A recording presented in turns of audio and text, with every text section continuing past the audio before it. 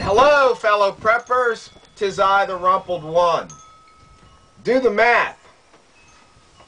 You're probably wondering, what the heck's the Rumpled One talking about? Do the math.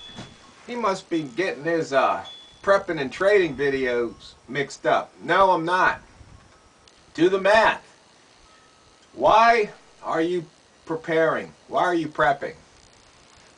You have to do the math. For example, let's say lights go out for 72 hours. Do the math. Do you have enough of what it takes to get you through those 72 hours? If the answer is yes, you're okay. But if you do the math and you see you don't have enough candles or matches or lighters or flashlights, batteries, then you need to work on it. Simple math. But the scary part is this, fellow preppers. Let's say there's some event that happens where you live, where there's lots of casualties, in the hundreds, possibly thousands. Do the math. How many EMTs are there in your area? If you look at how many EMTs there are, say there's 1,000 casualties. How many will each EMT have to serve? Have to help? Fire department. How many people in your fire department? If there's mass fires,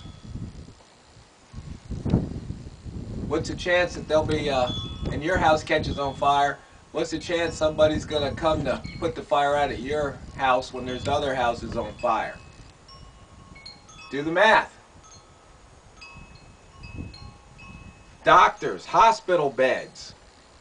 I mean, let's say that once again there's 1,000 casualties in your area. How many beds in the hospital? How many doctors? How many nurses? How much blood's in the blood bank? Do the math. See, these things are things that you really have to think about. And I'm not sure other preppers look at it that way. I don't remember seeing that on anybody else's video. But when you're out here, you're on your own. If something happens out here, I'm pretty much on my own. I have a couple neighbors. But if there's a fire, if there's an event, if I'm hurt, it's going to take people at least a half hour to get here. By the time I call, they gear up, load up, move out. Might just be too late. So, that's something you have to think about.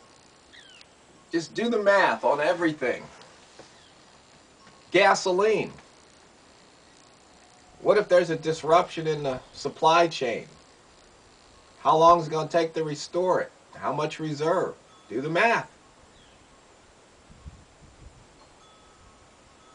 Next time you see your gas tank get down to a quarter tank, you might go fill up as opposed to let it go all the way down to E. Because you know if that supply gets cut off, you're cut off. Once again, do the math. It's one of these things you really have to think about if you're taking your prep seriously. Because sure, most preppers are, stocking up on rice and beans, and they're stocking up on ammo. But it's these other little things that are really going to make the difference. Your bug out bag, for example. Because I used to call it the grab and go or gag bag. If you don't have it with you, it's no good. It's like I got a manual for my truck. If I leave it in the garage and I get stuck on the side of the road because something breaks, the manual's not doing me any good in the garage. That's why the manual's in the truck in a Ziploc bag. It's these things you have to think about. if you leave your bag in your car and something happens, you can't get to your car, well, good's your bag.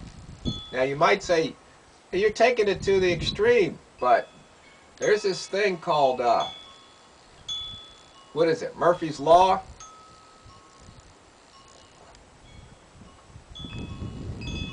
You know, something goes wrong usually at the worst possible time. That's why you have to be prepared. Let's say you go into a shopping mall. You leave all your stuff out in the car. Your grab-and-go bag's in the trunk. And there's an event. And they're directing you away from your car.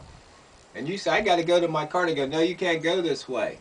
And you try, and then all of a sudden, you got a gun pointing at you.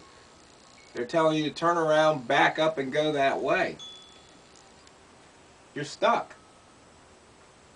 It's these type of things. And the problem is that, you know, when you look at possibility, yes, it's possible. Probability slim. It's those slim probabilities are the ones that catch you. Those black swans. Those are the ones that get you. So it just might be what you have on your person, if that's what you want to rely on.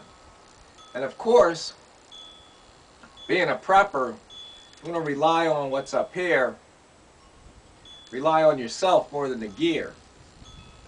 But there's some things you just might need, like medications. So it's just something to think about, fellow preppers. Do the math. Because if you fail to prepare today, you're preparing to fail tomorrow.